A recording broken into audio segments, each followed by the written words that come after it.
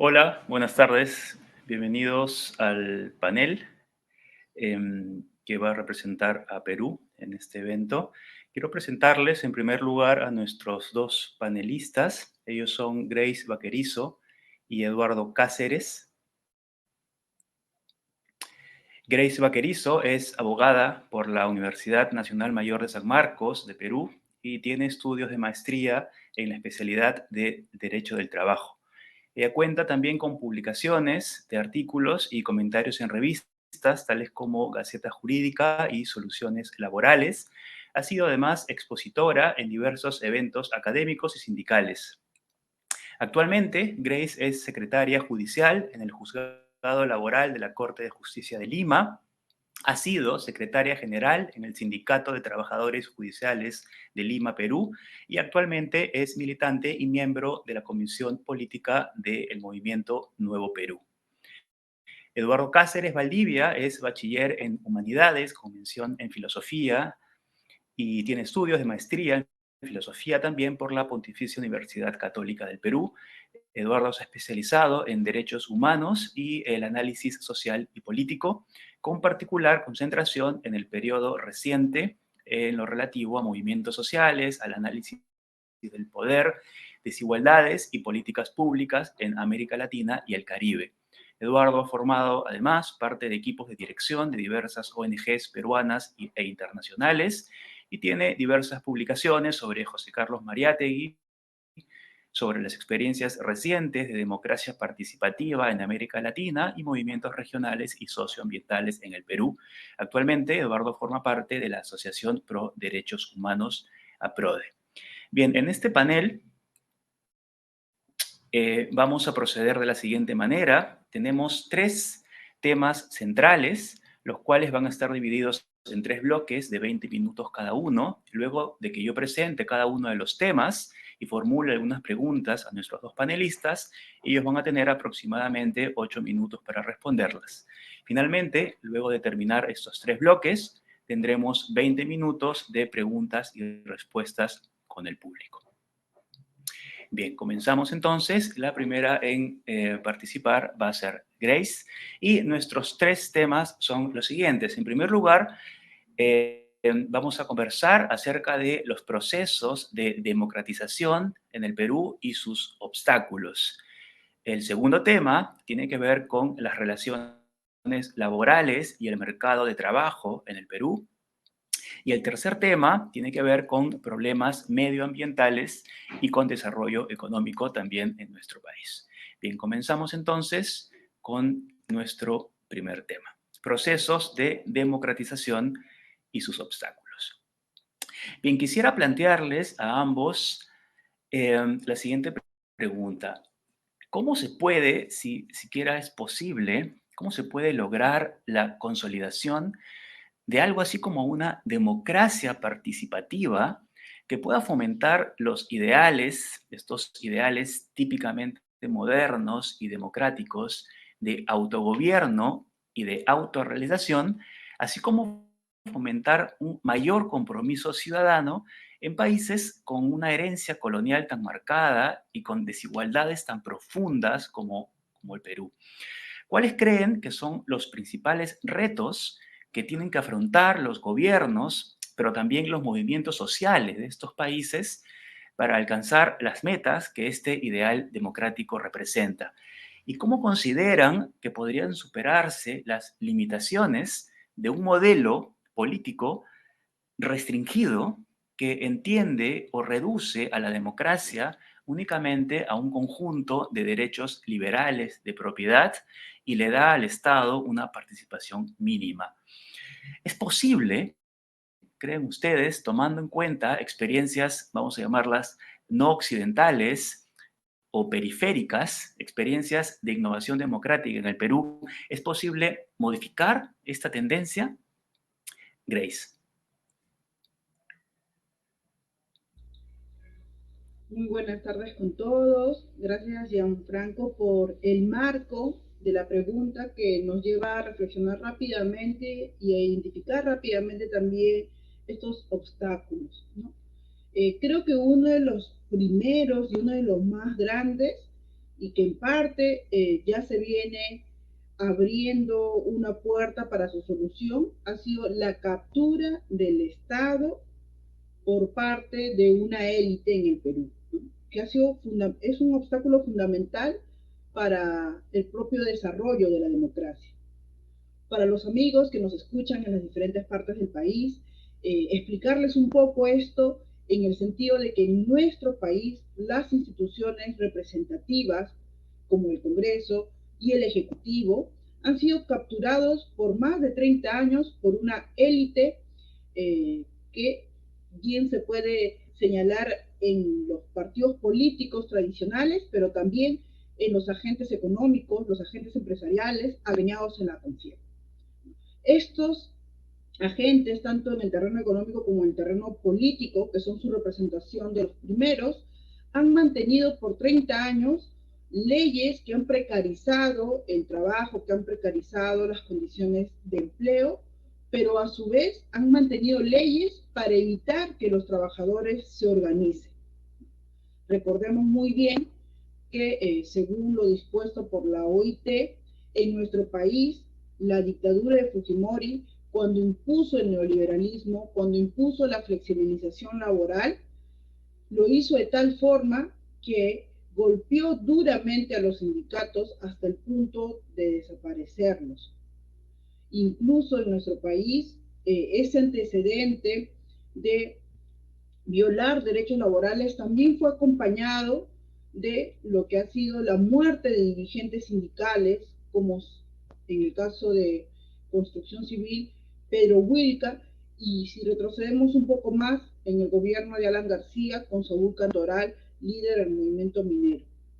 Entonces, en esta línea histórica hemos visto de cómo uno de los principales afectados, víctimas de la imposición de un modelo neoliberal, ha sido el sindicalismo y cómo este copamiento en el Estado de parte de partidos tradicionales, en el caso del APRA, que fue un movimiento, un partido con mucha trayectoria, muy antiguo, pero que al final, al igual que Fuerza Popular, han venido sosteniendo las políticas neoliberales que nos heredó la dictadura fujimorista.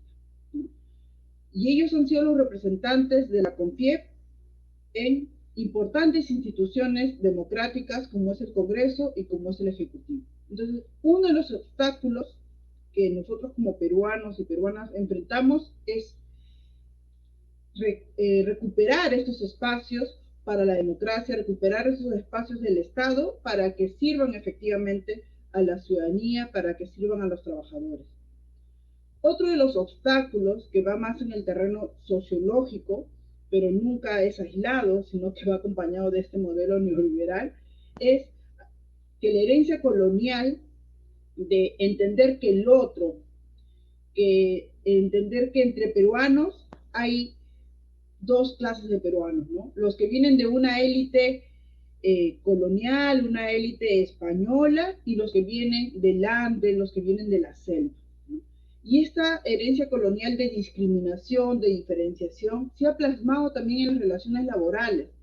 Y tenemos así que en nuestro país la discriminación incluso ha sido institucionalizada por mucho tiempo a nivel del propio Estado, manteniendo regímenes laborales discriminatorios contra, por ejemplo, trabajadoras del hogar, que en su mayoría vienen de los sectores andinos, de los sectores selváticos, y que obviamente son de condiciones económicas muy bajas. Estas trabajadoras del hogar en su mayoría no tienen un contrato de trabajo. Más del 90% no cuenta con derechos laborales, no están dentro de la formalidad. Y esto era legalizado, estuvo legalizado por mucho tiempo hasta que hace algunos meses, ¿no? Las mismas trabajadoras del hogar, debidamente organizadas y con el apoyo de algunos partidos políticos que estamos en la lucha por la democracia, se ha llegado a revertir y se ha llegado a lograr que por lo menos en la ley se le reconozca la igualdad de derechos como cualquier otro trabajador. Otro tipo de discriminación legal, institucional, ha sido la de los trabajadores de agroexportación, en el mes de noviembre y diciembre del año pasado, nosotros hemos visto de cómo trabajadores del campo que laboraban para empresas que hacia afuera pues son un modelo de éxito, pero hacia la mirada interna de los propios trabajadores son empresas que sencillamente no cumplen con la normativa laboral. Los trabajadores del campo, los conocidos los trabajadores agroexportadores, pues hicieron una manifestación social, una huelga para modificar esa situación, porque la ley, que obviamente la da el Estado, había mantenido una situación de discriminación con ellos, reduciendo los derechos laborales.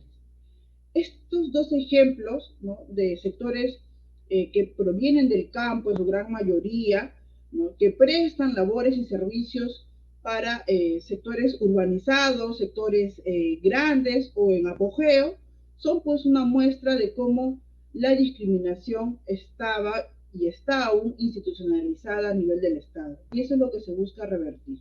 Entonces, hay estos dos grandes obstáculos. Efectivamente, hay muchos otros más, pero por un tema de tiempo lo voy dejando ahí, ¿no?, para darle también una mayor participación a mi compañero Eduardo Cáceres. Bien, muchísimas gracias, Grace. Pasamos entonces a la intervención de Eduardo. Adelante, por favor.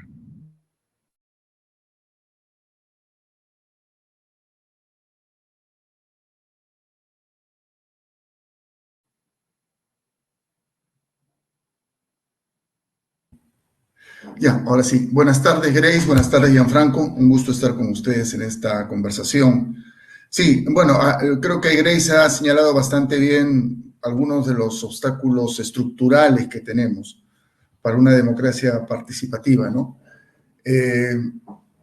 Creo que, sin embargo, si vemos el otro lado de la moneda, digamos así, vamos a descubrir que en nuestro país simultáneamente, de manera intermitente, por cierto, si algo ha hecho avanzar la democracia, son los procesos reivindicativos, los procesos de afirmación, los procesos de organización y de movilización, justamente de los sectores a los cuales Grace hacía alusión, ¿no? La exclusión, que está fuertemente vinculada a esto de la herencia colonial, se ha ido revirtiendo parcialmente en la medida en que se han afirmado experiencias de democracia, justamente, de esto que en la pregunta Gianfranco mencionaba como experiencias no occidentales, digamos así, ¿no?, de las zonas periféricas del planeta.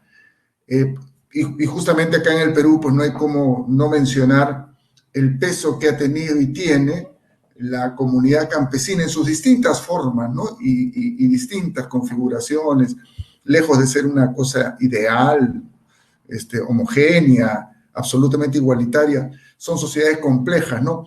Pero ciertamente las comunidades campesinas y las comunidades nativas en los Andes y en la Amazonía son expresión de una forma diferente de entender la democracia, de entender la soberanía, de entender la vida cotidiana, ¿no?, que han estado permanentemente asediadas por el orden colonial, pero que han logrado sobrevivir, ¿no? Y más que sobrevivir, siguen siendo una institución muy, muy vigorosa en la sociedad peruana de hoy, ¿no? El otro día un especialista en estos temas, en una conversación, hacía notar que si queremos hablar de instituciones de la sociedad civil, la institución más extendida de la sociedad civil es la comunidad campesina, ¿no? Incluso de censo agrario en censo agrario, el número de comunidades aumenta, en algunos casos porque se dividen, se separan, en otros casos porque hay grupos que deciden conformarse en comunidad porque esto les va a permitir afrontar mejor las demandas de su vida cotidiana y de su vida social, ¿no? Entonces yo creo que si bien tenemos claro cuáles son los problemas estructurales para una democracia participativa, creo que también podemos encontrar en la sociedad peruana algunas claves para ir modificando esta situación, ¿no? Y no solo en el agro, no solo en el campo, ¿no?, sino incluso en la forma como se han expandido las ciudades. Desde mediados del siglo XX hay estos procesos de urbanización en el Perú, Lo más notorio es Lima, por cierto, que salta pues de 500.000 de habitantes, creo, en la década del 40, a tener hoy día ya, qué sé yo, probablemente 10 millones, contando todo lo que se ha ido comiendo la ciudad en su alrededor, ¿no? Pues bien, la forma como se ha ido urbanizando las ciudades, Lima, Arequipa, Piura, las ciudades de los Andes incluso, son formas en las cuales lo comunal de múltiples maneras sobrevive, ¿no? De múltiples maneras sobrevive. Y ahora este año y pico que tenemos en crisis, en pandemia, en aislamiento, ha permitido verificar que estas instituciones no están en extinción, sino al contrario, ¿no? Yo he tenido ocasión de ser parte de un grupito que ha estado haciendo una suerte de investigación muy rápida, por cierto, sobre impactos de la pandemia en comunidades andinas, y la gran conclusión es que en estos 15, 16 meses de pandemia y aislamiento, las comunidades andinas se han fortalecido, ¿no? Se han fortalecido, la institucionalidad comunal se ha reforzado, ¿no? Y se han dado procesos interesantes de recepción incluso de sus migrantes, ¿no? Retornantes, parece que ser cientos de miles en total, que han regresado de las ciudades en las cuales estaban a punto de morir de hambre a sus comunidades, ¿no? Y las comunidades han enviado alimentos a sus paisanos que estaban todavía en las ciudades, en fin. Entonces, yo creo que ahí hay un factor de innovación democrática muy, muy potente, ¿no? Pero que lamentablemente, justamente por ser un factor de innovación democrática, no es promovido desde el Estado como debería ser, ¿no? Porque si el Estado fuese un Estado moderno, preocupado, incluso un Estado eficientista simplemente, tendría que sacar la conclusión de que la forma más eficiente de vivir en los Andes es la forma comunitaria y que la forma más eficiente de manejar los recursos y de producir, etcétera, es la comunidad, ¿no? Pero esto implicaría empoderar a estas instituciones, ¿no? Instituciones que en la medida en que sigan creciendo van a comenzar a disputar el poder, por ejemplo, ¿no?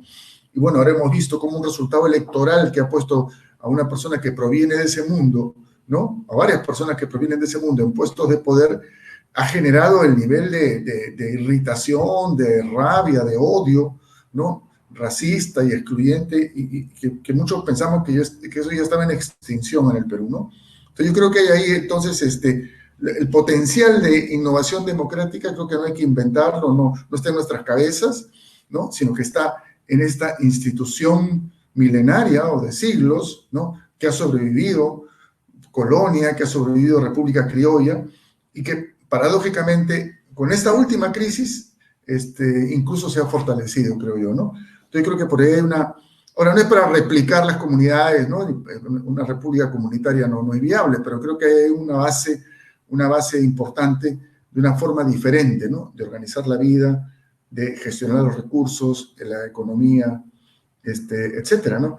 Entonces creo que esos serían los elementos a mencionar, ¿no? Complementarios a los que Grace ha mencionado, ¿no? Creo que por ahí vendría la posibilidad de innovación, ¿no? Y creo que los momentos en los cuales el Perú se ha democratizado, particularmente, por ejemplo, al final del gobierno militar, ¿no? En los años 77, 78, 80, ¿no? Cuando terminado el gobierno militar se abre una asamblea constituyente, o 30 años después, 20 años después, perdón, con la caída de Fujimori, la democratización, etcétera, son momentos en los cuales estos movimientos masivos han irrumpido, ¿no? Lamentablemente no han podido tocar el fondo de las estructuras de poder. Esta captura del poder que mencionó Grace se ha mantenido de una forma u otra, pero en fin, probablemente hoy estamos en una situación de mayores posibilidades y de riesgos también, ¿no? Para modificar esto. Hasta ahí. Bien, muchísimas gracias, Eduardo, también por tu participación. Entonces, lo que podríamos decir, redondeando un poco las ideas que he mencionado, es que tenemos distintas clases de obstáculos que impiden desarrollar una democracia con un factor ciudadano importante. Una de ellas, me parece a mí que es la más básica, es a quienes estamos entendiendo dentro del rubro ciudadano. Y eso es un problema que viene de antiguo, que es parte de nuestra tara colonial, porque no todos son considerados de la misma manera como ciudadanos o ciudadanas. Y eso es un problema que tiene muchas aristas. Tiene una dimensión cultural, tiene una dimensión social, pero también tiene una dimensión política y gubernamental, ¿no? Eduardo y Grace han mencionado dos aristas de este problema.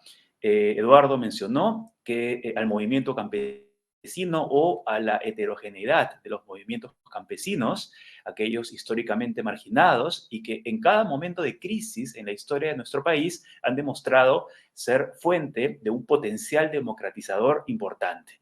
Y es una oportunidad que estamos viendo aparecer nuevamente con los resultados electorales de este año. Y por el lado de Grace, nos ha explicado que además de estos movimientos campesinos, también tenemos un obstáculo vinculado con esta tara colonial, pero ligado a la precarización del trabajo, algo que hemos heredado del gobierno de Fujimori y de la imposición del neoliberalismo, la eliminación de derechos laborales, los despidos masivos y todos esos fenómenos que como peruanos y latinoamericanos conocemos bien, ¿no? Entonces, tenemos por un lado el modo como podemos repensar quién es ciudadano en nuestro país. Pero además de este elemento acerca de quién entra dentro del universo de ciudadanía, tenemos también problemas de tipo estructural. Y aquí los dos han coincidido en algo que me parece interesante y es la captura del Estado por parte de élites políticas y económicas. Porque tiene que ver con problemas ya estructurales, es decir, con el modo como desde los gobiernos, con el modo como desde el Estado se puede potenciar una mayor participación ciudadana.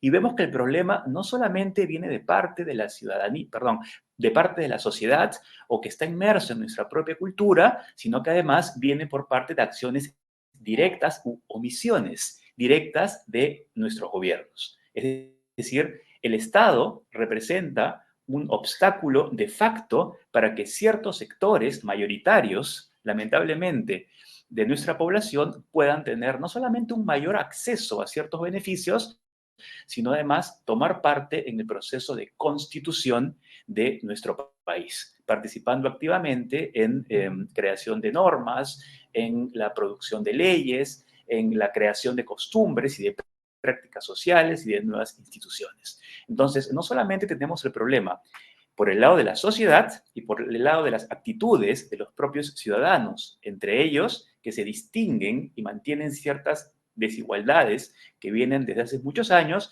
sino además el problema se reproduce y se potencia también por parte del Estado, que bloquea la posibilidad de que estos procesos de democratización puedan darse con la velocidad con la que podrían haberse dado ya en los 200 años que llevamos como república. Es un problema interesante que seguramente habrá ocasión de seguir discutiendo en la ronda de preguntas y respuestas y que de alguna manera nos conecta ya con el siguiente tema. Así que pasamos al segundo tema, que tiene que ver, ahora sí, directamente con las relaciones laborales y con el mercado de trabajo. Como han mencionado los dos en sus primeras intervenciones, el Perú es uno de los países donde el experimento neoliberal todavía, a pesar de que se instauró hace varias décadas, todavía deja ver sus efectos. No solamente en las instituciones y en las leyes, como bien han mencionado, sino también, como también han mencionado, en las costumbres y en las manifestaciones culturales. Mi pregunta aquí sería, ¿de qué manera puede lograrse una mayor participación de los trabajadores en sus sindicatos, una mayor participación de los trabajadores en las decisiones de las empresas y cómo esta mayor participación podría redundar en la proliferación de los procesos de democratización a nivel nacional? Es decir, cómo aquello que se da al interior de las empresas en términos sindicales y mayor participación podría tener un efecto en el resto de la sociedad a nivel nacional. Y otra pregunta vinculada con esto tiene que ver con el modo como afecta a esta posibilidad la proliferación en el mundo y muy particularmente en el Perú y en Latinoamérica de la llamada gig economy, la tercerización y otras formas de precarización laboral. Dejo entonces la palabra a Grace, que es una experta precisamente en temas laborales y sindicales. Sí, bueno, respecto a la primera parte, ¿no? De qué hacer para fortalecer la participación de los trabajadores en los sindicatos y su relación con, obviamente, con las empresas. Creo que lo primero tendríamos que saber, ¿no? O recalcar, es que en nuestro país, lamentablemente, la democracia, y esto relacionado también al primer tema, la democracia es muy débil, ¿no?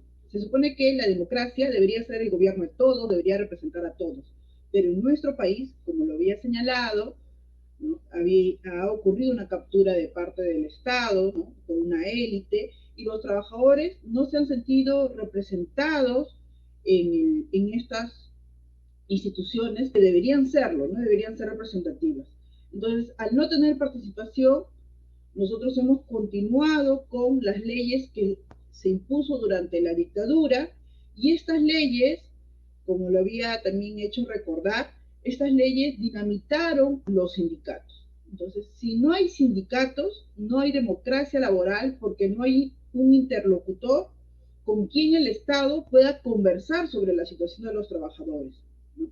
Entonces, efectivamente, nosotros en nuestro país aún mantenemos nuestras instituciones sindicales, algunas, pero estas están débiles porque la gran red de sindicatos a nivel nacional han sido perjudicadas con estas normas laborales que impiden que los trabajadores puedan ejercer libremente su derecho a la sindicalización. Y cuando logran sindicalizarse, cuando logran superar todas las prácticas antisindicales que tienen los empleadores, se encuentran con otro gran bloque de normas que no les permite negociar colectivamente o ejercer su derecho a la huelga, que es un mecanismo de presión. Entonces, si en nuestro país no hay una política de promoción del derecho a la sindicalización, a la negociación colectiva y a la huelga, lamentablemente este país va a seguir desconociendo a los trabajadores, aquellos que son pues los productores de la riqueza. Entonces, eso quería remarcar, señalar. ¿Qué podemos hacer y qué están haciendo los trabajadores ahora mismo, ¿no? A partir de su participación en esta jornada electoral que hemos vivido en los meses pasados. ¿Qué están haciendo los trabajadores en este gobierno de izquierda que lidera el profesor Pedro Castillo, que además, también es bueno recordar, viene de las filas del sindicalismo, ¿no?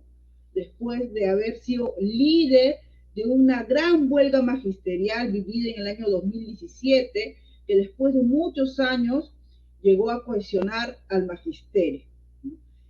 Los trabajadores actualmente, a través del Ministerio de Trabajo, han propuesto una agenda laboral para desmantelar cada una de las normas que ha perjudicado los derechos a la libertad sindical, comprendido tanto la sindicalización como la negociación colectiva y la huelga, y han propuesto también otras normas, proyectos de ley y políticas para mejorar las condiciones de trabajo en determinadas zonas que ya han sido debidamente afectadas por las políticas neoliberales, ¿no? Y esto es en parte para poder afrontar estos nuevos formas de organización de empresas, como bien se señalaba, la tercerización, la intermediación, que en muchos casos, por lo menos en nuestro país, es usado para evitar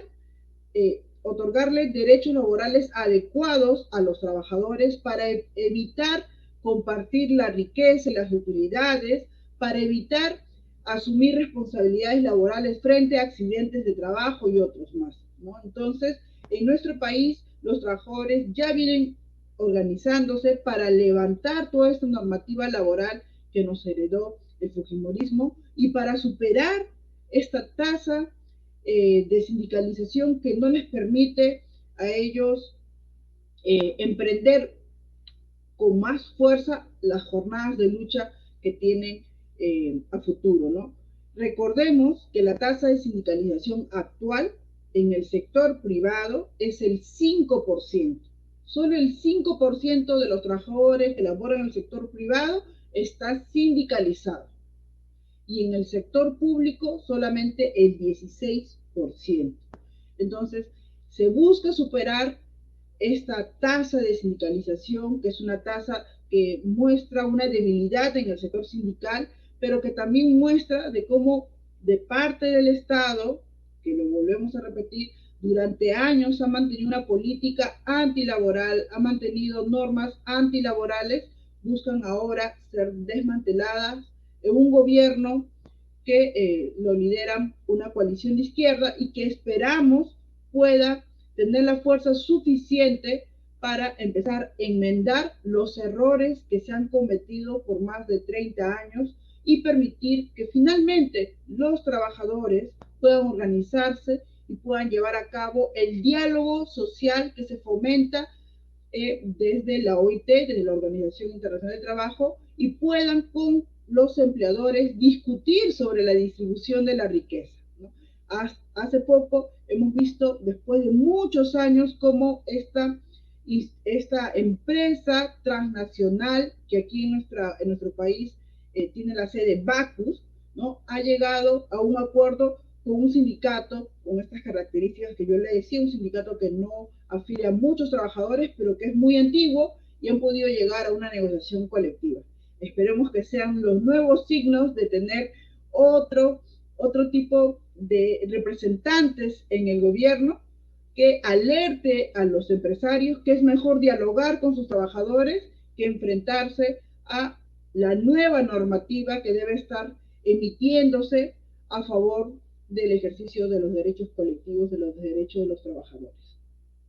Lo dejo ahí para escuchar también a Eduardo. Bien, muchísimas gracias, Grace, por ilustrarnos acerca de las circunstancias en las cuales se produjo este quiebre legal con respecto a las leyes laborales y cómo se está tratando de avanzar o de retomar el camino que se interrumpió durante este último par de décadas. Le doy entonces la palabra ahora a Eduardo para que nos cuente cómo ve el asunto. Gracias, Gianfranco. Sí, siguiendo un poco la pista que abre Grace, creo que este desencuentro entre democracia y derechos laborales, en general, democracia y derechos sociales, es quizás una de las razones de la endémica debilidad de la democracia peruana, ¿no?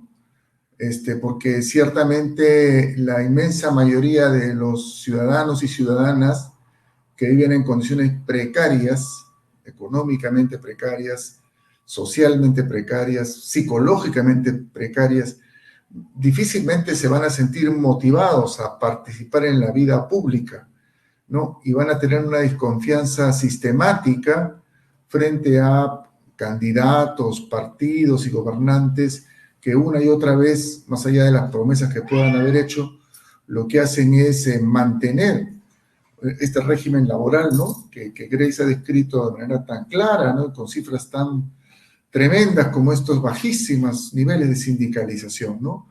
Entonces creo que este desencuentro es una cuestión clave, ¿no? Y creo que se entiende mejor si se contrasta con otros momentos de nuestra historia republicana, ¿no? Ya no tan recientes, lamentablemente, ¿no? Voy a hablar de lo que pasó hace 50 años, ¿no? Es en la época con las reformas del gobierno militar, un gobierno militar, dictatorial, autoritario, en muchos aspectos incluso. Con estas reformas se abrió un proceso inédito de democratización en espacios que antes eran totalmente cerrados a cualquier tipo de participación. Obviamente, quizás la medida democratizadora más importante de ese gobierno fue la reforma agraria, que puso en manos de comunidades, de campesinos, de sindicatos, de cooperativas o de propietarios individuales tierra y por lo tanto medios de producción, ¿no? Y esto ciertamente implicó una democratización muy importante de la vida peruana, ¿no?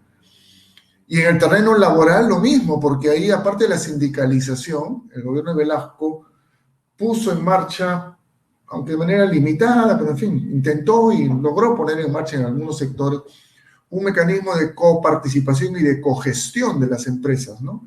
Que se denominó comunidad industrial en el Perú, por el cual los trabajadores comenzaban a participar cada año de un porcentaje de las acciones hasta un tope, ciertamente, y esto le daba acceso a los directorios de las empresas, ¿no? Y esto democratizó la sociedad peruana, ¿no? Hubo trampas también, ¿no? Y maniobras y todo lo demás, pero... Y es un modelo además que no venía ni del comunismo, de cualquiera de sus variantes, ni nada por el estilo, sino una copia del modelo alemán, el modelo de la socialdemocracia, y no solo de la socialdemocracia, el modelo de la democracia alemana, de la posguerra, ¿no? La coparticipación, la cogestión, ¿no?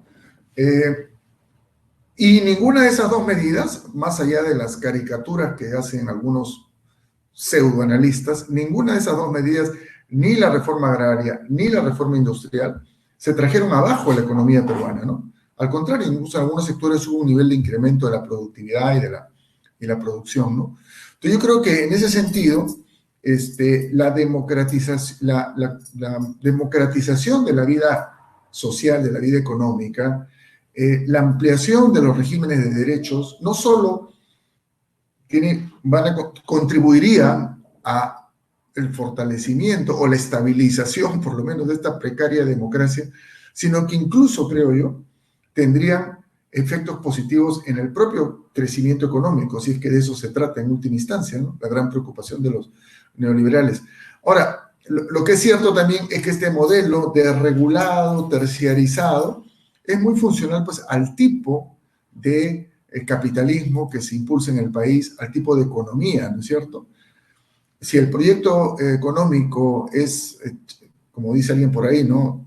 Chancar piedras para exportarlas, bueno, para eso no necesitas un trabajo muy productivo, ¿no? Salvo un pequeño grupo que va a manejar la chancadora y el camión, lo que tú necesitas es una mano de obra extendida, ¿no? Y muy barata. Sí, y lo mismo con este tema de la agroindustria, ¿no?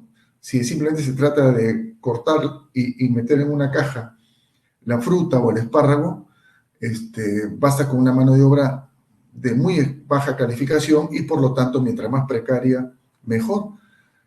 Pero si comienzas a querer niveles de productividad más altos, tienes que apostar por otro tipo de trabajador y trabajadora, ¿no?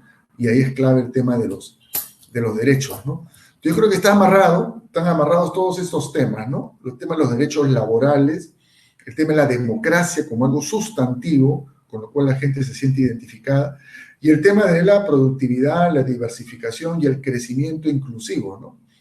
Y creo que justamente estos déficits que tenemos en el mundo laboral, que Grace ha mencionado y que son evidentes, ¿no? Van de la mano con la precariedad democrática y van de la mano con un tipo de crecimiento económico extensivo, extractivo, depredador y muy precario, ¿no? Porque basta que se corten un poco los circuitos globales para que la economía peruana quede colgada. No es casual que el año 20, en América Latina, según recuerdo, el Perú haya sido el país, salvo Venezuela, por supuesto, que tuvo la caída más brutal de la economía a raíz de la pandemia, creo que 11 o 12%. Es que es una economía que está mirando y viviendo pendiente de la demanda externa, y esto hace muy... Y no es casual tampoco que en toda la economía, y esto como dije lo he verificado en este trabajo que tuve la suerte de hacer en estos últimos 2 meses, no es casual que de toda la economía, al final, la que mejor resistió fue la economía agraria tradicional, en la cual casi no hubo caída de la producción. Y eso lo hemos vivido en las ciudades, ¿no? Nunca faltó ni la verdura, ni la papa, ni esas cosas en nuestras mesas, ¿no? Porque eso viene de esta economía, ¿no? Que ahora se quiere impulsar, qué bien, ¿no? Y este lanzamiento que hubo el día domingo, esta idea, ¿no? De una segunda reforma agraria, etcétera, creo que podría tener efectos positivos en ese sentido, ¿no? Hasta ahí. Muchísimas gracias, Eduardo, también por tu participación. Quiero resaltar un aspecto que me ha parecido interesante de las dos intervenciones, y es el modo como en el Perú, y me imagino, además en muchos otros países latinoamericanos, la precaria democracia que tenemos, es decir, la reducción de la democracia a una democracia puramente representativa, liberal o electoral, una democracia que mina sus propios ideales participativos, esa precaria democracia tiene dos efectos importantes en la economía. El primer efecto es el que ha resaltado Grace y es un efecto negativo directamente vinculado con la vida de los trabajadores, que están sometidos a condiciones de precarización, a condiciones de miseria, no solamente material, sino humana, y a condiciones de alienación de toda naturaleza. Es decir, la vida de los trabajadores, al no existir procesos de democratización al interior de sus propias empresas o en sus centros de trabajo, se ve menoscabada. Pero por otro lado, y eso lo ha mencionado Eduardo en su intervención, esta precaria democracia tiene un efecto económico también en términos de desarrollo económico nacional. Porque lo que tenemos con este modelo primario exportador o de una economía básica, no solamente es un perjuicio para los trabajadores, sino un retraso en términos puramente económicos, quizás, del país en términos globales, ¿no? Y eso Eduardo lo ha puesto de manifiesto, ilustrando la crisis tan profunda y casi inmediata en la cual cayó el país durante el primer año de la pandemia, ¿ok? Porque nuestra economía estaba tan precarizada y éramos tan dependientes de los movimientos económicos y financieros globales que no pudimos sostenernos por nuestros propios pies. Entonces, la democracia no solamente imposibilita el desarrollo ciudadano, sino que además tiene un efecto directo sobre el desarrollo económico del país. Entonces, perjudica tanto la estructura económica como a los individuos. Entonces, hay un vínculo, como bien resaltó también Eduardo, entre democracia y economía a muchos niveles. Y sobre este tema, justamente de desarrollo económico, es que quiero pasar a nuestro tercer y último punto.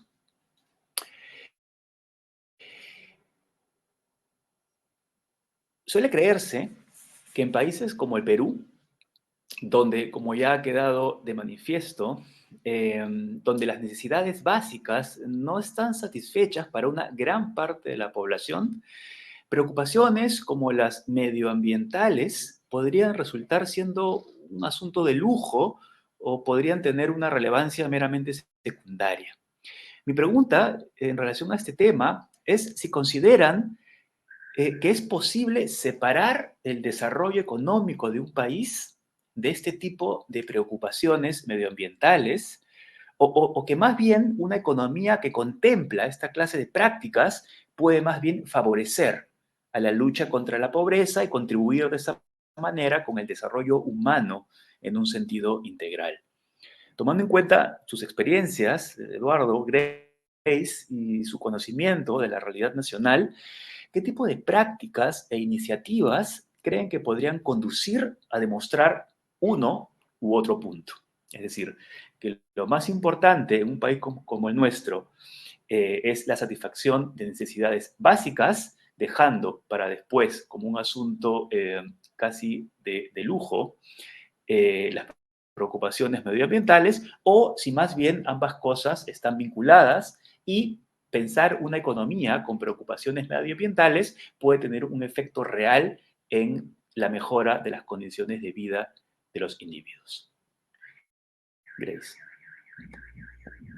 Sí, efectivamente, por lo menos en nuestro país no podemos hablar de desarrollo económico sin hablar de agricultura y sin hablar de medio ambiente. Son tres cosas que están conexas, pero siendo justos, también teniendo una mirada más amplia, no se puede hablar de estos tres elementos sin hablar también de la minería, ¿no? O sea, nuestro país es un país agrario, es un país en el cual mucha de su ciudadanía en regiones participa en actividades agropecuarias o conexas a esta, pero también en nuestro país se explota bastante y se ha desarrollado bastante la minería, ¿no? Y es muy difícil, ha sido muy difícil en nuestro país mantener y defender nuestras actividades que generan trabajo, porque cada vez que se ha querido pensar o implementar un proyecto minero, se ha dejado de lado estos aspectos de desarrollo social, desarrollo económico propio de la región, desarrollo de la agricultura, para solo tener una mirada unilateral y ver cuánto se va a ganar en la minería, ¿no? Entonces, lo que necesitamos es una mirada integral que contemple tanto el tema del medio ambiente, que es bastante conexo a buenas condiciones para nuestro agro, como también tener una mirada con respecto a en qué zonas sí se puede desarrollar actividad minera sin que afecte el medio ambiente y sin que afecte el desarrollo social, el desarrollo agropecuario en nuestro país.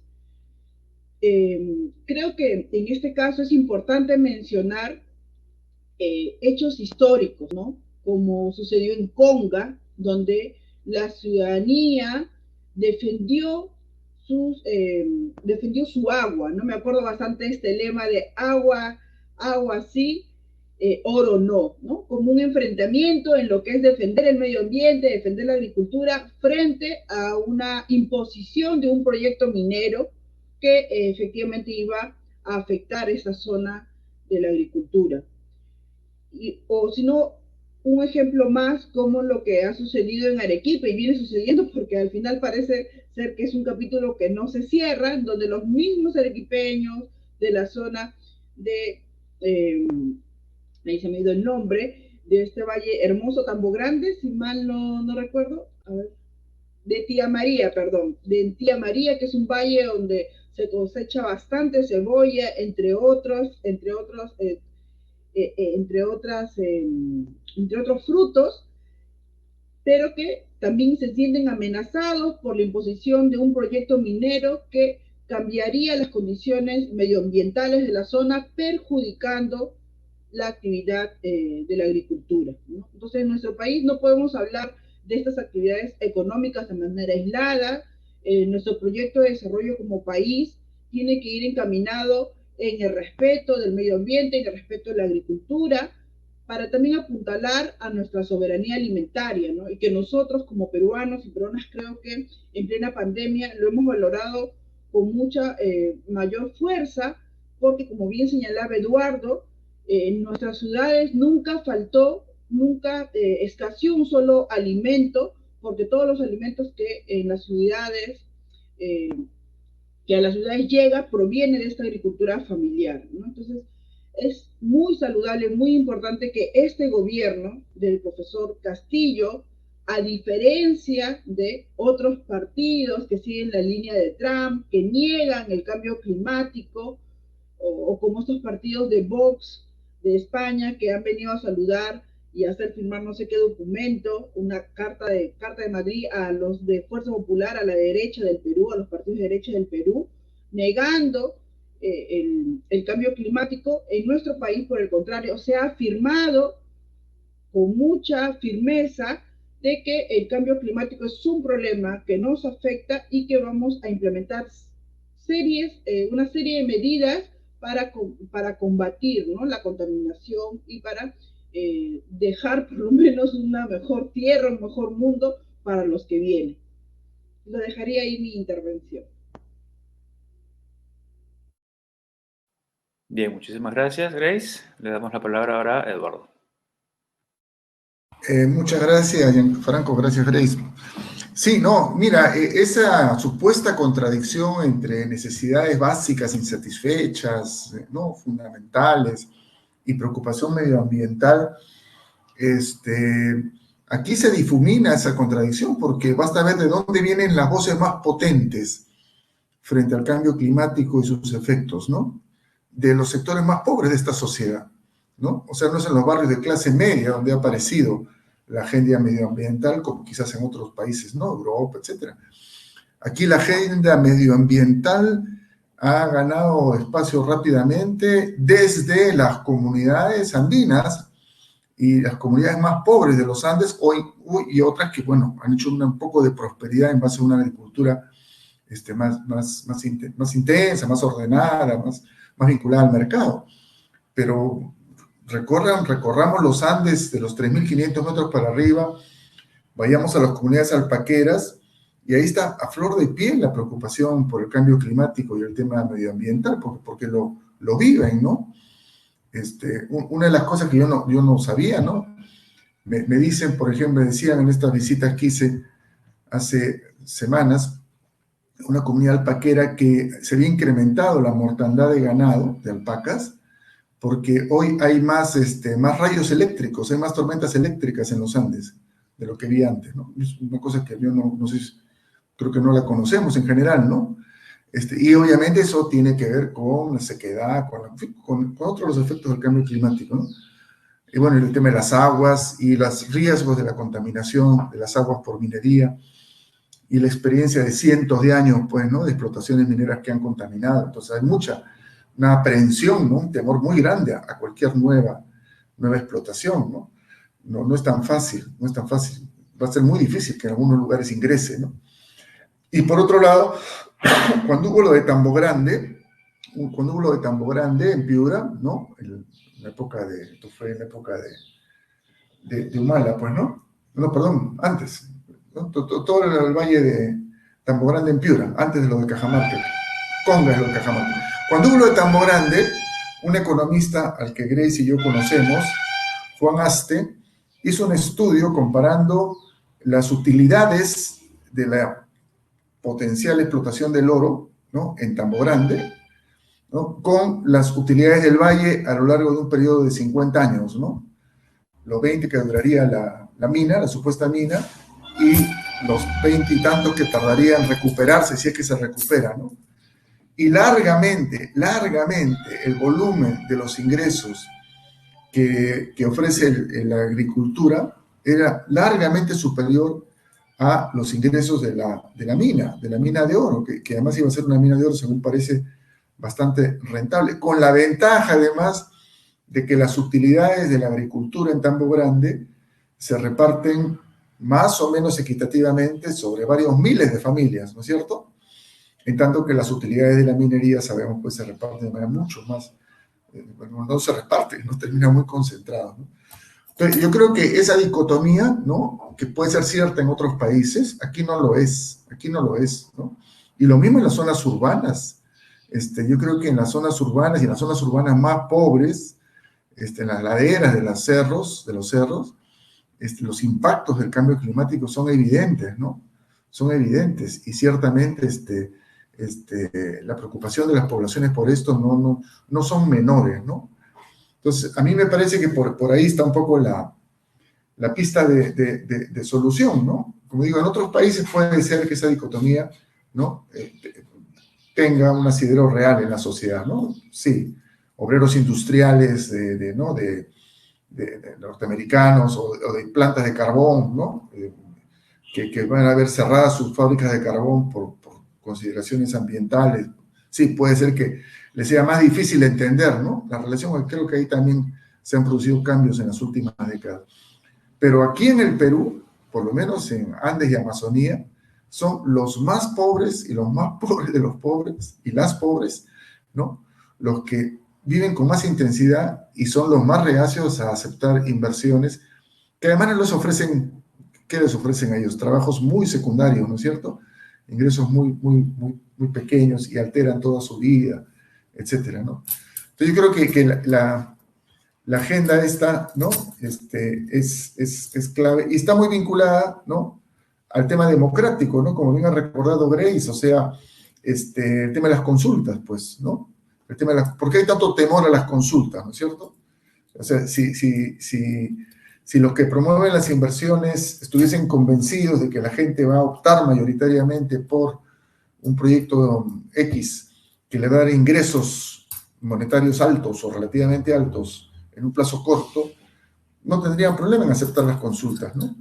Pero no los aceptan porque en las poblaciones yo creo que hay un creciente convencimiento de que hay que defender el medio ambiente y que hay que intentar y promover otros procesos, otros modelos de desarrollo, ¿no?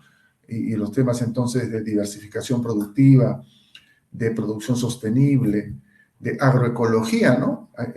Miren, con todas las dificultades del caso, con todas las faltas de apoyos, ¿no? el Perú ha tenido un crecimiento agroecológico muy importante en las últimas 2 décadas, ¿no? Basado en algunos inversores privados que han apostado seriamente por esto, y también por familias campesinas y comuneros, comuneras, que están en el café orgánico, en el algodón, en el plátano orgánico en el norte, ¿no? Etcétera, ¿no? Y una serie de cositas menores, ¿no? Y eso vale más pues que una mina, me parece, ¿no? En fin, hasta ahí.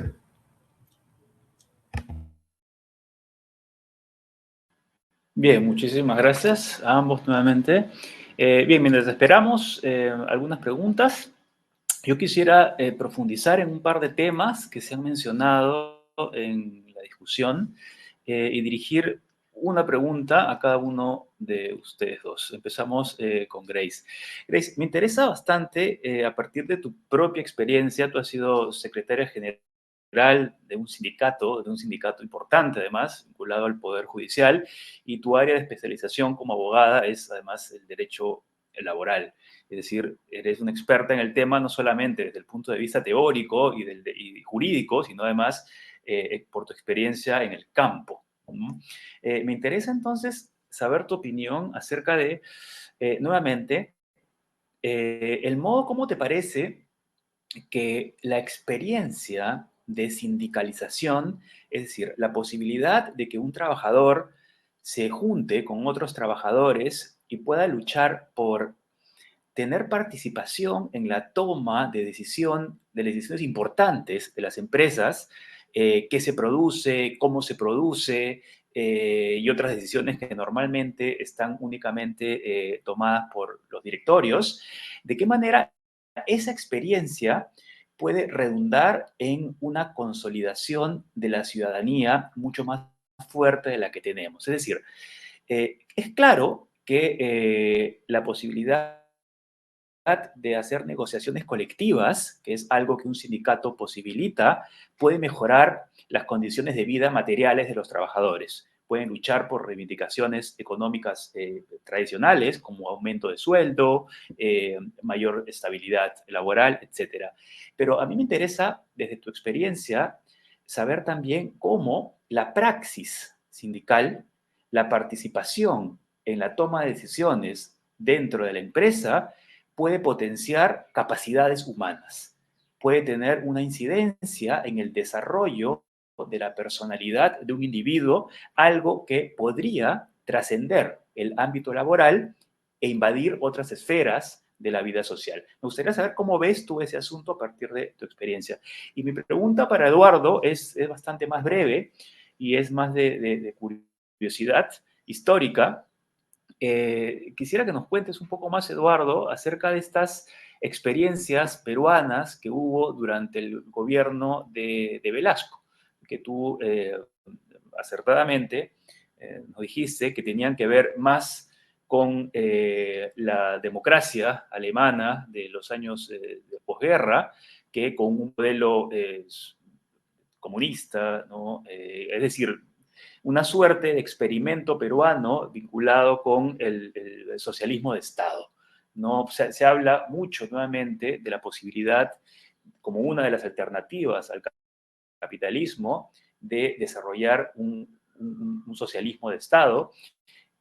Nosotros ya tuvimos una experiencia parecida hace décadas. ¿Cómo ves tú este asunto? ¿Qué se puede retomar de esa experiencia que tuvimos? ¿Qué tan actual es hablar de ese tema nuevamente? Un poco mirando nuestro actual gobierno, ¿no? Que también pues, nos da ocasión de repensar temas que para muchos ya son temas caducos de la izquierda, pero que con mayor fuerza estamos viendo que pueden retomarse. Yo creo que el foro este es un perfecto ejemplo de cómo temas que hasta hace una década se daban por olvidados y caducos, están volviendo con renovada energía. Bien, entonces dejo aquí una pregunta para cada uno de ustedes y les doy la palabra. Grace, por favor. Sí.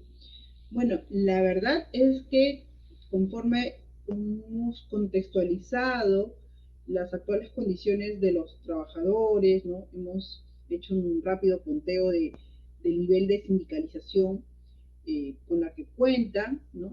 Entonces, en general hay una línea bastante hostil entre empleadores y trabajadores sindicalizados, agremiados, Debe haber, sin embargo, alguna empresa que de manera excepcional tiene una mejor comunicación con sus trabajadores y recoge pues su experiencia en el proceso productivo.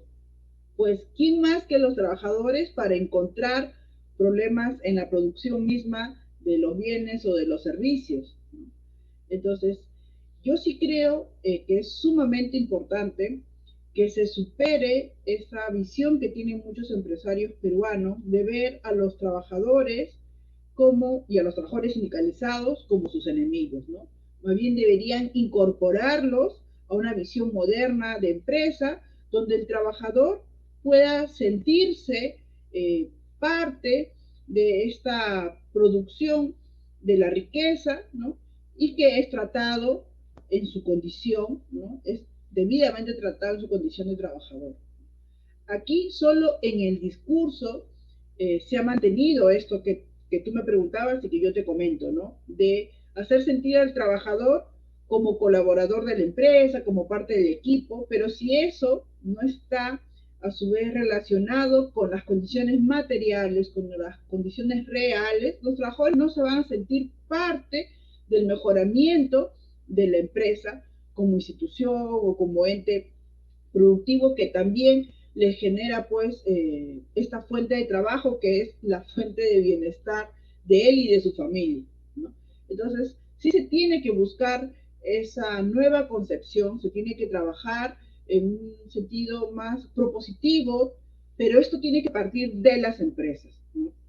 Y yo lo establezco y lo señalo así porque lamentablemente, como yo trabajo en el Poder Judicial y es justamente en este espacio donde vemos todos los conflictos que se generan y el 99% se genera pues por un incumplimiento de parte de la empresa, por un maltrato, por no otorgarle las debidas condiciones laborales. Entonces, esa situación de conflicto tiene que ir superándose y creo que eso se va a dar en un ambiente de democracia, en un ambiente de reconocimiento de que tú como trabajador participas en este proceso de producción de la riqueza y te doy y te otorgo tal condición. Creo que el ejemplo que lo que nos ha hecho recordar Eduardo, que es también relacionado a tu otra pregunta, de cómo en anteriores años se experimentó en otorgarle un espacio a los trabajadores en los espacios de dirección de las propias empresas, va a ser positivo para la actividad empresarial en sí mismo, ¿no? Porque vuelvo a señalar y con eso termino. ¿Quién más, aparte del empleador, quién más está interesado en que la empresa mejore su productividad, genere mayores ingresos? Es el trabajador. Entonces tiene que ser incorporado a esta visión de crecimiento, de desarrollo que deberían tener las empresas. Pero lamentablemente esta visión está muy lejana aún de las actuales condiciones materiales, políticas y democráticas que tenemos en el país. Lo dejo ahí. Bien, muchísimas gracias. Me ha interesado mucho lo último que has mencionado particularmente, porque tiene que ver con algo que se está debatiendo mucho actualmente en teoría democrática, y es el conocimiento situado que tienen los diferentes actores sociales para poder mostrarle al resto de la sociedad aspectos de un problema que otros no pueden ver, porque no los afecta directamente. Y tú lo has mencionado de manera clarísima con una pregunta. ¿Quién, si no el trabajador, podría enseñarle, informar a los directivos de una empresa acerca de problemas vinculados con procesos productivos y otras cosas que le conciernen directamente en su calidad de trabajadores, ¿no? Una especie de conocimiento situado, algo que se da o que se puede dar o que se debería poder dar como una forma de pluralismo democrático al interior de las empresas, pero que también ocurre en muchos otros sectores de la vida democrática de un país, ¿no? ¿Quién, sino los campesinos, volviendo a un tema actual, podrían enseñarnos cuáles son los problemas vinculados con el agro, siendo nosotros un país agroexportador, ¿no? ¿Quién, sino vamos a decir esto, las mujeres podrían mostrarnos y enseñarnos cuáles son los problemas con los que día a día tienen que lidiar en tanto que son mujeres, ¿no? Es decir, son justamente los sectores directamente afectados por un problema los que pueden mostrar al resto de la sociedad de qué problema se trata y cómo podría superarse. Yo creo que tú lo has ilustrado de manera muy, muy clara en el caso concreto de la función que tienen, o una de las funciones que tendrían los trabajadores sindicalizados como parte de un proceso de democratización de las empresas, pero también que se puede extender a toda la sociedad. Bien, le doy entonces la palabra ahora a Eduardo, porque tenemos un par de preguntas más que nos han enviado aquí por el chat. Muchas gracias. Bien, sí, muy interesante tu pregunta, Gianfranco, porque me hace recordar algo que se ha escrito, y lo ha escrito gente muy importante como Sinesio López, Carlos Franco y otros más, pero que se ha ido olvidando, ¿no? Y es que el gobierno de Velasco significó una real democratización de la vida peruana en el terreno económico, social y cultural, ¿no? Aun cuando en lo político mantuvo, sí, un nivel de control, ¿no? Que no fue pues las dictaduras estas criminales del Cono Sur, ni mucho menos, pero sí, pues eran militares, ¿no? No les gustaba que la gente se salga, ¿no? del libreto, y ahí hubo conflictos. Pero que hubo democratización, sin duda que la hubo, ¿no? O sea, más gente participó en la toma de decisiones públicas que nunca antes en su vida y que nunca después tampoco, ¿no es cierto? Y eso creo que es la democracia, ¿no? Gente participando en la decisión de la cosa pública.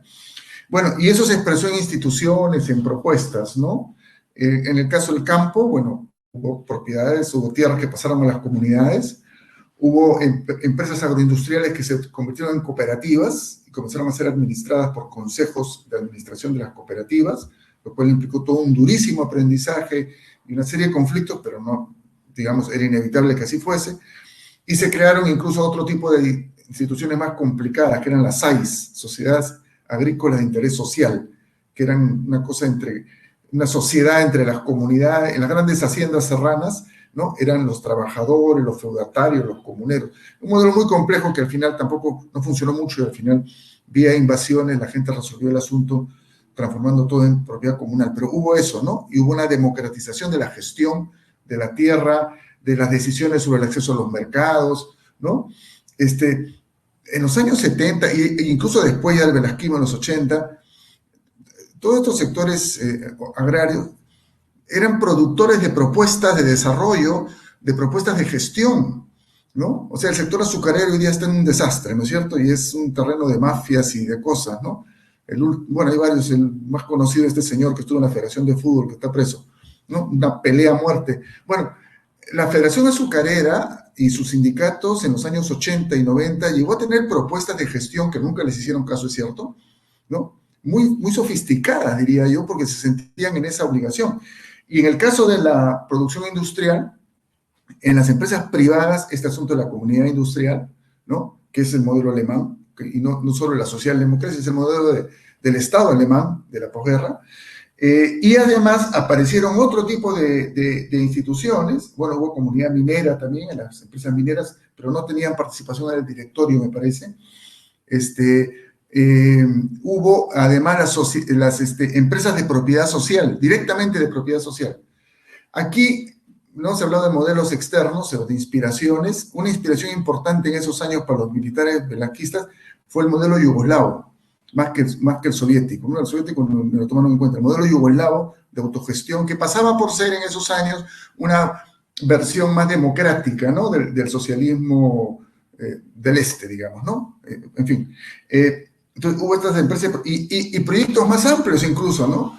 El más, bueno, todavía se recuerda, pero no se recuerda su contenido último muchas veces, la Comunidad Urbana Autogestionaria de Villa El Salvador, ¿no es cierto? ¿Qué cosa era? Era un intento de construir una ciudad, ¿no? Autogestionaria, con una serie de mecanismos participativos, etcétera, que funcionaron un buen tiempo, ¿eh? Funcionaron todos los 70s y funcionaron buena parte de los 80s, ¿no? Y después se intentó replicar aquí en Lima, en el caso de Huaycán, ¿no? Con una especie que no iba a tener tanto peso. Y yo viví en esos años en Chimbote, y cuando yo llegué a Chimbote estaba en discusión un famoso plan director, porque Chimbote había sido muy golpeado por el sismo de 1970, destruido prácticamente. Entonces a los militares se les ocurrió reconstruir una ciudad diferente, una ciudad autogestionaria, ¿no? creo que hasta sin moneda, había mucho utopismo, pero utopismo interesante por lo menos, ¿no? Y entonces se planteó de otra manera la ciudad, no prosperó el plan, ¿no? Pero quedaron algunos retazos. Por eso es que hay una cosa en Chimbote que se llama Nuevo Chimbote, ¿no? A varios kilómetros del antiguo Chimbote y a muchos kilómetros de la zona industrial. Entonces creo que en ese sentido, esta dimensión de participación en la economía, en la vida social y en la cultura, como un rasgo fundamental de democracia, creo que hay que reivindicarlo y hay que reconocer que quien más avanzó en eso en este país, en toda nuestra historia, fue el gobierno militar de Velasco Alvarado, ¿no? Puede parecer contradictorio, de hecho es contradictorio porque, no, digamos, había conflictos entre eso y algunos rasgos más autoritarios del régimen. Pero lo que vino después fue una democracia vacía, pues, ¿no? Y no es casual entonces que la democracia esté en crisis, pues, y que haya un descreimiento generalizado, ¿no? Porque es elegir a unos fulanos para que decidan por mí lo que les dé la gana, ¿no? Y punto, ¿no? Hasta ahí. Bien, muchísimas gracias. Muy interesante. Sobre estas cosas se podría discutir horas, días y sacar muchísimas investigaciones. Me ha interesado particularmente lo que has dicho, Eduardo, acerca de estos experimentos democráticos en Huaycán, en Villa El Salvador, en Chimbote. Yo no conocía en absoluto si hay material sobre eso, si hay registros sobre eso. A mí me encantaría poder revisarlos para un proyecto en el que estoy trabajando ahora, pero eso ya lo conversaremos, me imagino, más adelante, porque justamente ese es el tipo de innovaciones democráticas que se están estudiando y que se tienen que estudiar, ¿no? Para ver cómo revitalizar la democracia, no solamente en este país, sino en todo el mundo, ¿no? ¿Qué otras experiencias ha habido a nivel mundial a lo largo de la historia que puedan llevarnos a pensar y a realizar a la libertad, a la democracia y a la autolegislación como algo distinto a lo que tú has mencionado, votar por una persona cada 5 años y dejarlo que haga lo que quiera sin rendir cuentas, ¿no? Que es algo que a lo que nosotros estamos lamentablemente muy acostumbrados todavía.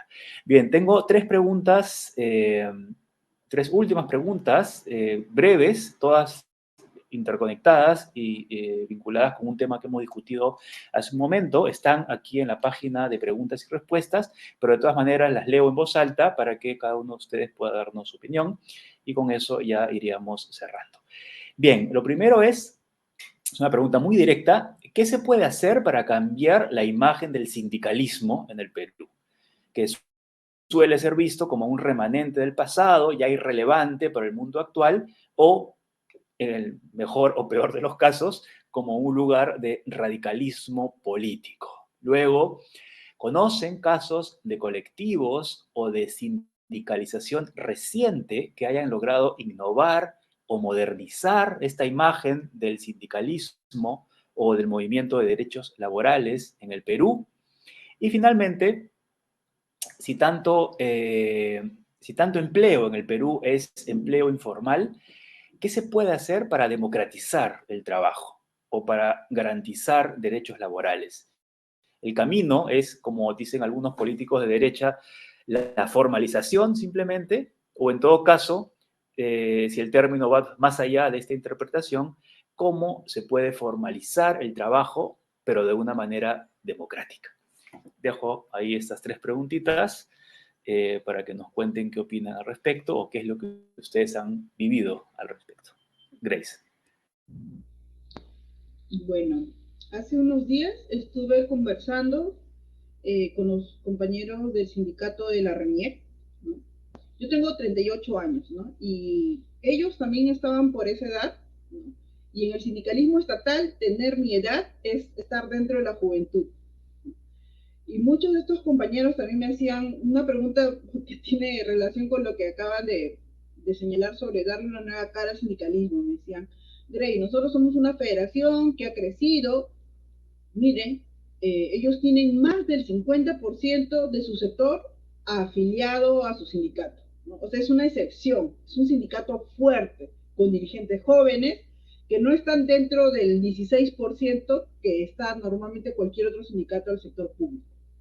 Y han tenido muchos logros. Y me decían, Grace, nosotros y nosotras, porque también hay mujeres, no nos sentimos representados por la CGTP, que es una federación antigua, muy combativa, muy luchadora, pero que está bastante enmarcada para los ojos de la ciudadanía en esos dos conceptos de sindicalismo clásico y, bueno, y ligado más a la idea del pasado, ¿no? Entonces, eh, al final, nuestra conversación estuvo en torno a la efectividad de la representación sindical, ¿no? Finalmente, tú te afilias a una central, tú te afilias a un sindicato si te es efectivo, si te es útil, ¿no? Y también empiezas a implementar en el sindicato los mecanismos que mejores resultados puedan darle a tu base o a tus trabajadores afiliados, ¿no? Porque finalmente también hay un sentido de utilidad, ¿no? Yo me afilio a un sindicato para que conquiste derechos o con los cuales luchar para conseguir mejoras, y una federación también se afilia a una central sindical también con el mismo sentido, ¿no? Porque eso es el punto de unidad. Las otras diferencias, como el tema de la generación o incluso a veces los métodos que tenemos para conquistar algunos derechos, seguramente nos va a seguir diferenciando, y eso pasa en el sindicalismo, pasa en la política y pasa en cualquier otro, en otra forma cultural, ¿no? Hasta en la música, el arte, ¿no? Entonces, ¿cómo podemos darle un nuevo rostro? Haciendo una práctica sindical distinta, ¿no? Y estos amigos de la RENIEC lo han hecho, ¿no?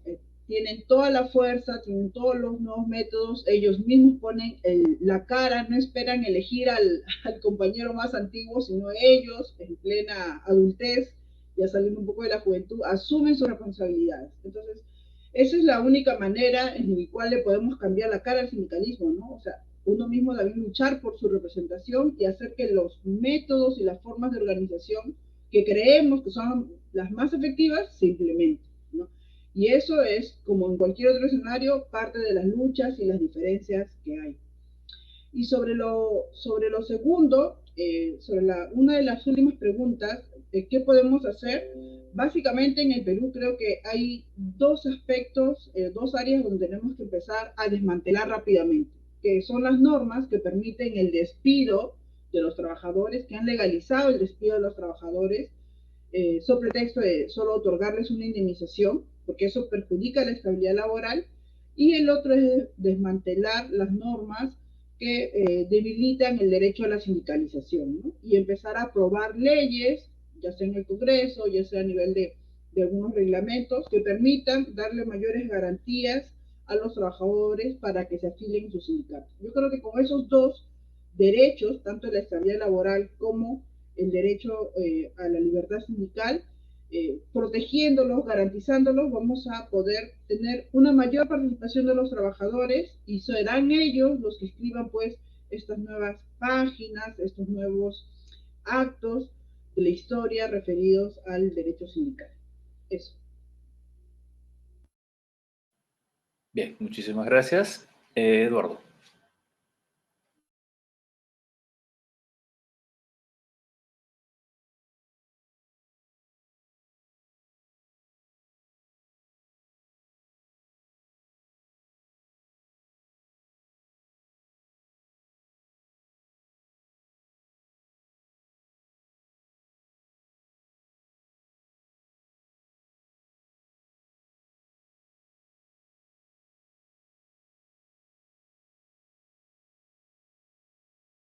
Había perdido la pantalla, no sé qué pasó. Bueno, no, sí, sí, creo que comenzaría por lo último. Yo creo que la mejor forma de promover la formalización y la sindicalización es vinculando esto con los procesos de innovación tecnológica y de diversificación productiva, ¿no? Yo tengo un testimonio de hace 2 o 3 años de dirigentes de la CGTP que venían de firmar un pliego de reclamos, de asesorar un pliego de reclamos con una de las pocas empresas agroexportadoras que tenía sindicato afiliado a la CGTP, y parte de la negociación había sido la formalización de un número muy grande de trabajadores, no recuerdo cuántos, ¿no? Algo así como de 2.000 trabajadores, de un total de 5 o 6.000 que tenía la empresa.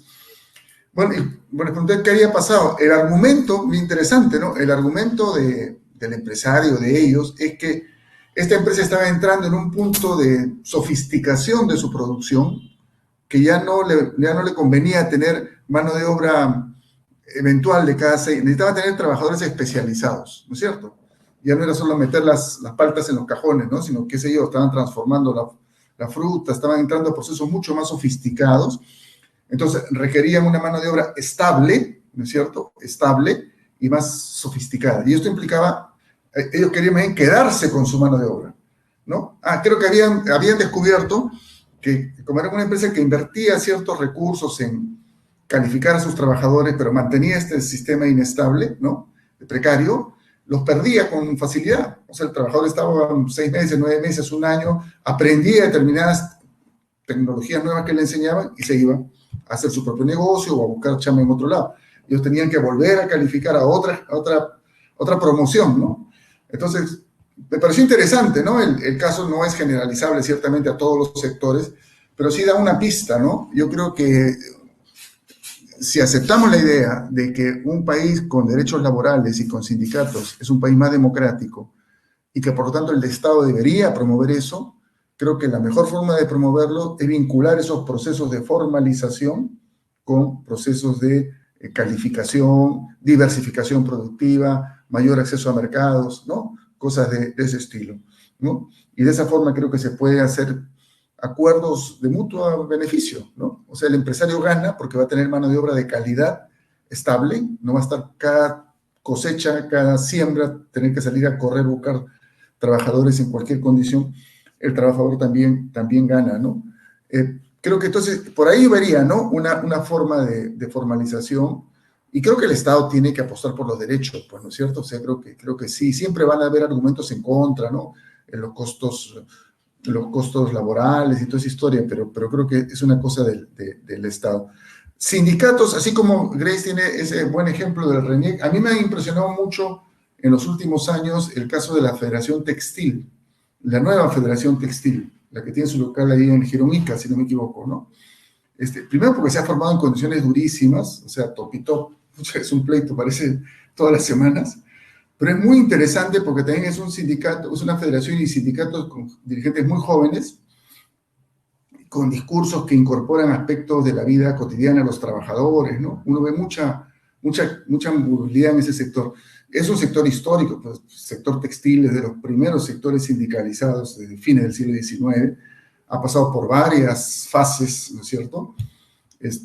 Hasta antes del neoliberalismo, el Perú tenía grandes fábricas textiles tradicionales, digamos así, todas ellas fueron diezmadas, pero después apareció otra generación, ¿no? de fábricas, y aparte de todo el sector textil de talleres, ¿no? que es más complicado, por cierto, pero esos sindicatos que están en esa Federación Textil de Gironica, a mí me parece que es un sector que valdría la pena, quien quiera profundizar, conocer más sobre el proceso de sindicalización contemporáneos y sus características, entrevistarlos, compartir con ellos, ¿no? Porque creo que en condiciones muy difíciles, ¿no? Muy duras, muy difíciles, muy represivas, han armado un movimiento sindical interesante. Y ninguna de las empresas textiles peruanas ha quebrado porque exista sindicato, ¿no? Ni mucho menos.